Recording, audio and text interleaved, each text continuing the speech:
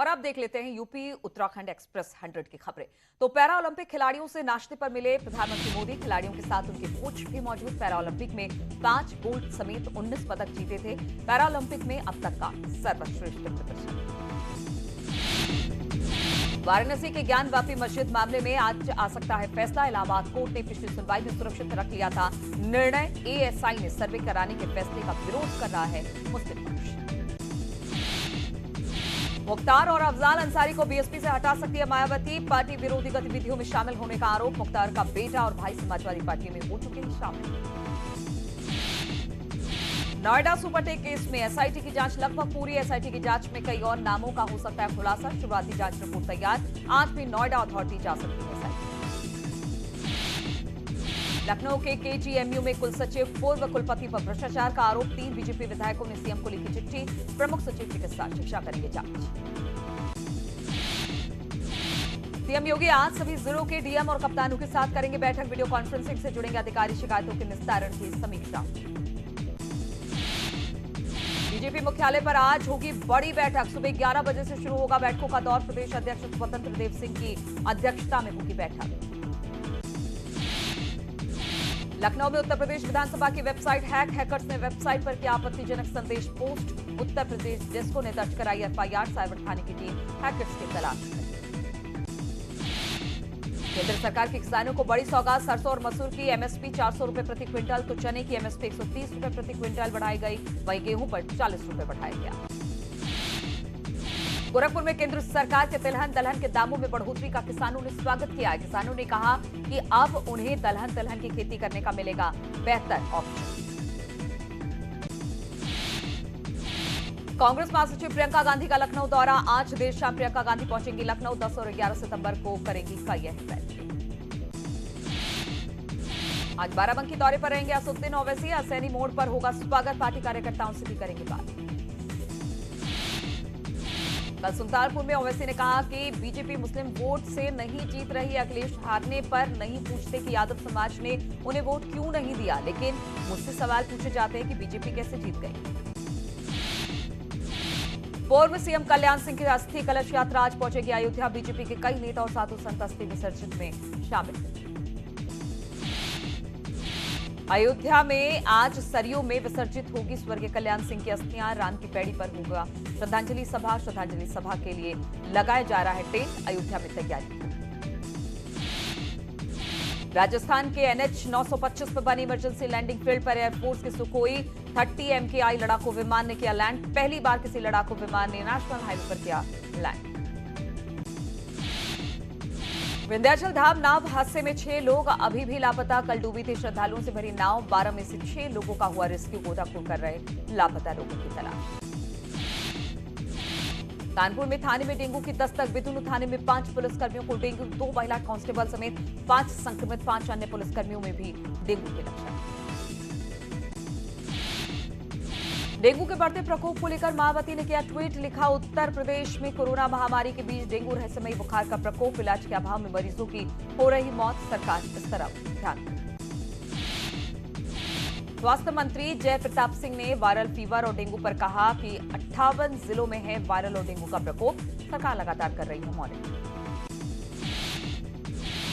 गोरखपुर में बाढ़ से 40,000 हेक्टेयर जमीन जलमग्न। किसानों की फसलें बर्बाद। सीएम योगी ने अधिकारियों को दिए निर्देश। जल्द से जल्द बर्बाद हुई फसलों का करें सर्वे। गोरखपुर में एक घर राप्ती नदी में समाया। अब तक 200 घर नदी में समा चुके हैं। हालांकि प्रशासन की तरफ से पहले ही गांव को करा दिया गया था खाली। देवरिया में वायरल बुखार का प्रकोप जारी। जिला अस्पताल में चिल्ड्रन वार्ड के सभी बेड फुल हो गए हैं। एक ही बेड पर कई बच्चे चल रहा है इलाज। संक्रमण फैलने का भी डर बढ़ गया है। गोरखपुर में बाढ़ से प्रभावित सैकड़ों गांव के लोग परेशान। क्षमता से छोटी नाव में सवार होकर कर रहे हैं नदी पार। प्रशासन नहीं ले रहा कोई संज्ञान। भारी लैंडस्लाइड के चलते रुद्रप्रयाग में दोनों नेशनल हाईवे बंद। नरकोटा सिरोबगढ़ के बंद हाईवे। रुद्रप्रयाग के पास भी रोड पर मलबा आया।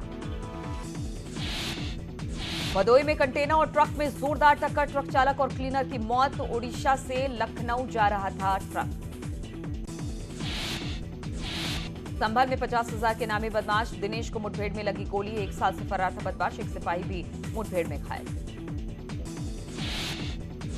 जौनपुर एनकाउंटर में 1 लाख का इनामी बदमाश कल्लू पंडित मुठभेड़ ढेर हो गया है। एक सिपाही भी घायल। सुल्तानपुर और जौनपुर के अलग अलग थानों में करीब 25 मामले इस पर दर्ज। गाजियाबाद में 20,000 का इनामी बदमाश मुठभेड़ के बाद गिरफ्तार। 4 सितंबर को मनोज की गोली मारकर की थी हत्या। पुलिस आपराधिक इतिहास खंगालने में जुटी। आजमगढ़ में पुलिस टीम के साथ बदमाश की मुठभेड़ में 25,000 का इनामी बदमाश अंकुश गौतम घायल। पुलिस ने घायल बदमाश को अस्पताल में भर्ती कराया।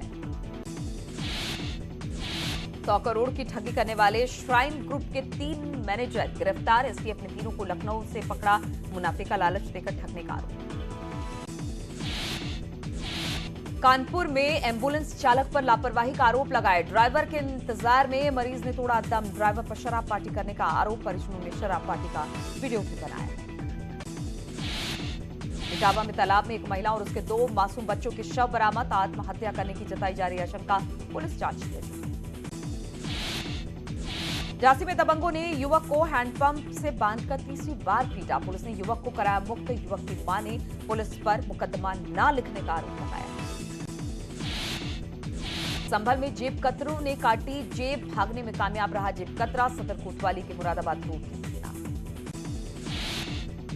कानपुर में शराब के नशे में 2 पक्षों में चले ईंट पत्थर और लाठी डंडे। महिलाओं का आरोप। पुलिस दूसरे पक्ष पर कार्रवाई करने के बजाय उनसे ही करने लगी मारपीट। मथुरा में जहर खुरानी गैंग ने एक युवक को बनाया निशाना। नशीला पदार्थ खिलाने के बाद युवक को रास्ते में छोड़ उसका सामान लेकर फरार। युवक अस्पताल में। अमरोहा में 2 गुटों में वैक्सीन लगवाने को लेकर मारपीट हो गई। केंद्र पर मौजूद दोनों पक्ष के लोग मामूली बात पर भड़के। मौके पर मची अफरा तफरी। बदायूं में करंट लगने से इलेक्ट्रीशियन की मौत। अस्पताल में हुई मौत। परिवार में पसरा मातम। बागपत में बेखौफ बदमाशों का आतंक। बदमाशों ने डायल 112 पर तैनात पुलिसकर्मी को मारी गोली। मौके से फरार। घटना के समय ड्यूटी पर जा रहा था सिपाही। चित्रकूट पुलिस ने 3 अंतर्राज्यीय चोरों को किया गिरफ्तार। पुलिस को चोरों के पास से 8 मोटरसाइकिल बरामद। पकड़े गए चोर पर किए जिले में चोरी के आपराधिक मामले दर्ज। प्रयागराज में 2 पक्षों के आपसी विवाद में एक व्यक्ति की मौत, दूसरा घायल। शराब के नशे में दोनों पक्षों के बीच हुआ था विवाद। आजमगढ़ में एक घर में घुसते युवक को ग्रामीणों ने पकड़ा। लोगों ने युवक को नंगा कर बेरहमी से पीटा। वीडियो सोशल मीडिया पर वायरल। बहराइच में पुलिस और एसएसबी के जवानों ने 2 स्मैक तस्करों को किया गिरफ्तार। तलाशी के दौरान दोनों के पास से 80 लाख रुपए की स्मैक बरामद। दोनों पर पुलिस ने एनडीपीएस एक्ट में जेल भेजा। मथुरा में देर रात सराफा व्यापारी से लूट की कोशिश। 2 लोगों ने किया हमला। हमले में एक घायल। स्थानीय लोगों ने चोरों को पुलिस को सौंपा।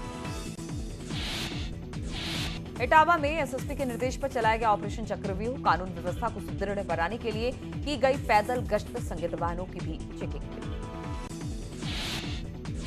कोटद्वार नगर निगम के 23 लाख का चूना लगाने वाले 3 आरोपी दिल्ली से गिरफ्तार। फर्जी चेक से निकाले थे रकम। फरार आरोपियों की तलाश जारी। अमरोहा में शॉर्ट सर्किट से लगी जलती कार में आग। जलती कार का वीडियो सोशल मीडिया पर वायरल हो रहा है। थाना गजरौला इलाके का मामला। लखनऊ में मेंटेनेंस के लिए पहुंची एसी जनरथ बस में लगी आग। आग में जलकर बस खाक। शॉर्ट सर्किट वजह बताई जा रही है।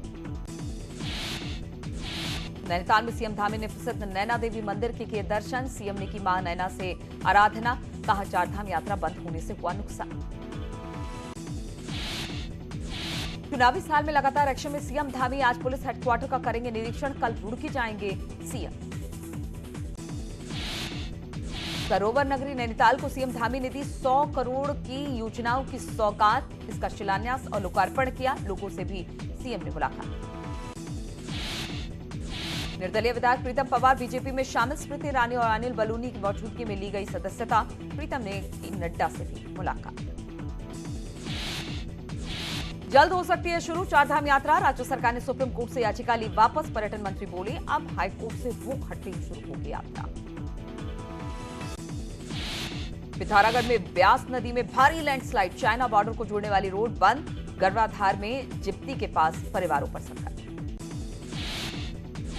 सीतापुर के महोली में बीजेपी विधायक शशांक त्रिवेदी का एसडीएम को अब शब्द कहते वीडियो वायरल हो रहा है। विधायक ने एसडीएम के खिलाफ एफआईआर दर्ज कराने की बात।